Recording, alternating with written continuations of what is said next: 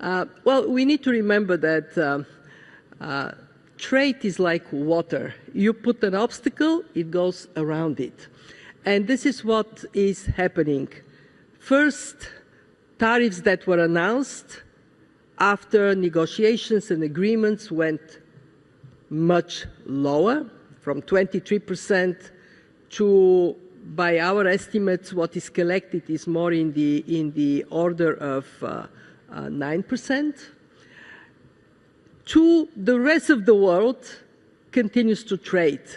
And not only that, but we have seen an increase in bilateral and plurilateral trade agreements. Is Europe up to that wake-up call? It better be.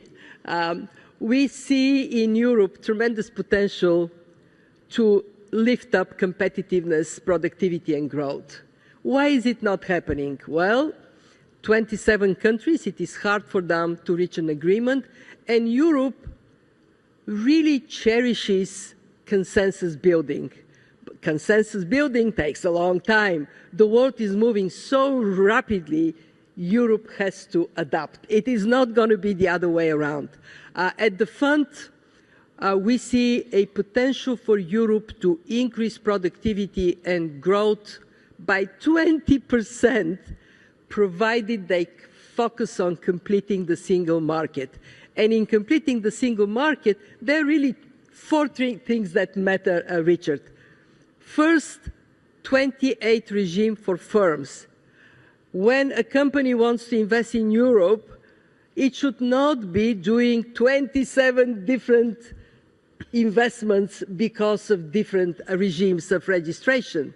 Two, it has to get Capital Market Union. Europe renamed it. It is now called Savings and Investment Union. Okay, fine. What matters is... Different name, same problem. Same problem, because a shallow capital market in Europe, what does it mean? It means that 300 billion euros of European savings are somewhere else, mostly in the United States.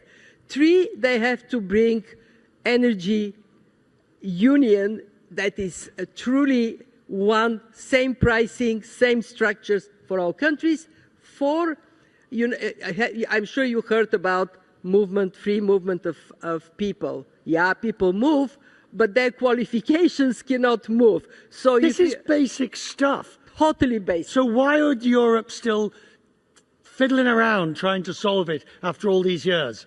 Well, very simple, because different countries have different stakes in these issues. Some are against the Capital Market Union because they like banks doing business rather than the capital markets.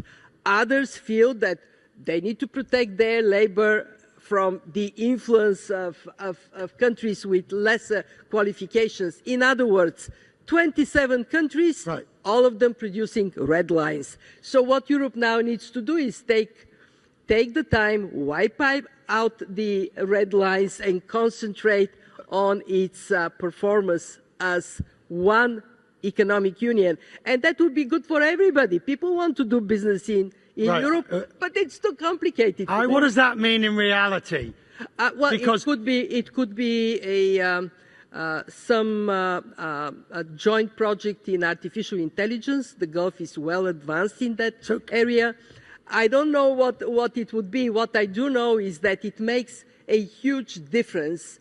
Which can also be, in my words, not yours, the ego question. You have done it before AI was popular.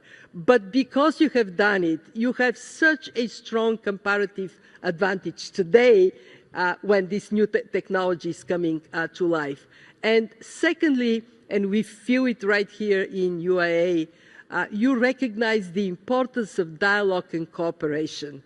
And that, for you, for the Gulf, very important, but for the world we live in, is so important. So thank you, UAE. Thank you, Gulf.